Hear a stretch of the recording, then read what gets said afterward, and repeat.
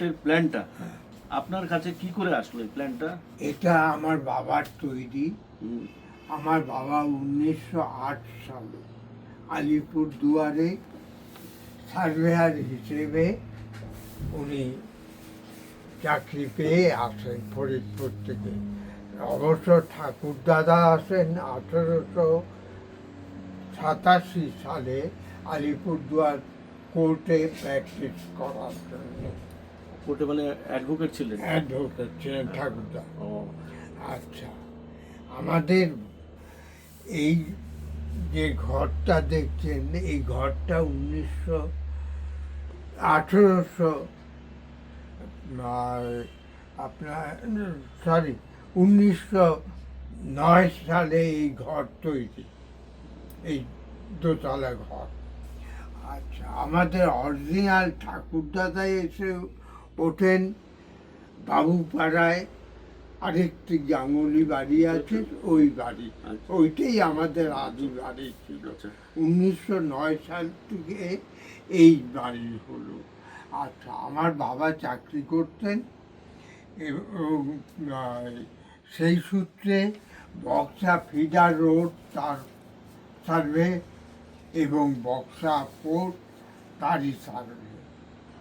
তাহলে এই যে এই জিনিসটা তো সরকারি জিনিস, হ্যাঁ, এটা আপনার আপনার হাতে, এটা গভর্নমেন্ট আপনার কাছে ডিমান্ড করেনি? গভর্নমেন্ট চেয়েছিল এর আগে অনেকেই, আমি বলেছি নষ্ট হয়ে গেছে বন্যায়। তখন আগের দিনে তো আপনার ঘন ঘন বন্যা হতো, আমি সবাইকে অ্যাভয়েড করেছি। যখন বক্সায় গিয়ে দেখলাম এবং শুনলাম মৃদুল আর আমাদের গোস্বামী, তমাল গোস্বামী, ও মমতার কাছে আমরা ডেপুটেশন দিয়েছিলাম মুখ্যমন্ত্রীর কাছে। উনি যে স্যাংশন করেছেন সেটা আমি জানতাম না। তা একদিন তমাল গোস্বামী আমাকে বলল যে ওটা স্যাংশন হয়ে গেছে, আমি কাজ শুরু করব। আমি বললাম ঠিক আছে, কাজ শুরু করার আগে আমাকে বলো আমি কি কি দেখেছি, আমি সব বলে দেব। তখন তো জঙ্গল স্তূপ ছিল। যখন কাজ শুরু হয় সেই সময় ও একটা নকশা আমাকে দেখাল। এটা কিসের নকশা? বলে এটা তো আমাকে পিডাব্লিউডি ডিপার্টমেন্ট থেকে দিয়েছে, কলকাতা থেকে পাঠিয়েছে। হ্যাঁ, আমি ঢিল মেরে ছুঁড়ে ফেলে দিলাম। যে অফিসারদের বলো তারা সহজমিনে আসতে, এরকম কোনো ল্যান্ড আছে কি না তারা দেখুক, তারপরে নকশা করুক। তুমি আমার কাছে আছে অরিজিনাল, সেটা আমি তোমাকে দেখাবো।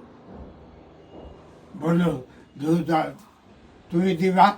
আমি বললাম এক শর্তে দিব, সেটা হচ্ছে বাবার নামটা যাতে থাকে। বললো এটা তো আমি বলতে পারিনি, এটা সরকার।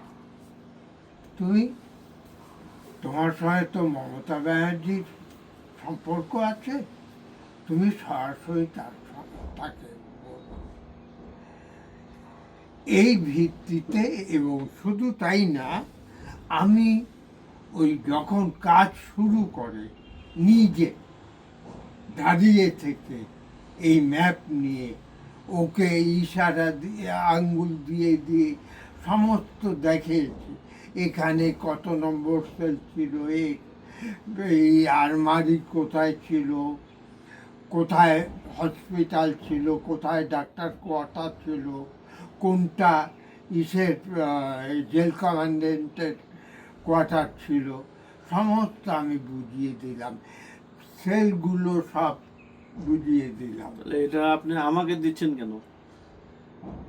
আপনি আপনি একটা সংগ্রহশালা করবেন, তার জন্যে জিনিস জোগাড় করছেন বিভিন্ন জায়গার থেকে।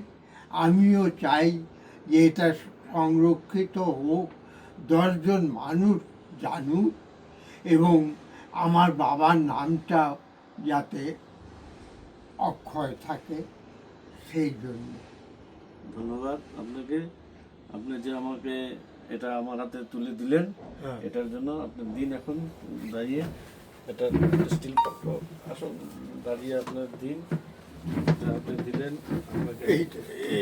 ঠিক আছে, আপনি আমাকে এটা এত অমূল্য সম্পদটা দিচ্ছেন, এটা এটা একটু খুলে এত অমূল্য সম্পদটা দিচ্ছেন। হুম। আমি সত্যি ধন্য আপনার কাছে, আপনি আমাকে বিশ্বাস করে এটা দিচ্ছেন। আমি এটা যথাযথ মর্যাদা রাখবো। আপনার বাবার নামও থাকবে, এটা জেনারেশন পরে জেনারেশন এটা দেখে যাবে আপনার এই জিনিসটা। যাই হোক, ধন্যবাদ। শুনুন, আর সাথে আপনি এটা- আমাকে দিচ্ছেন এই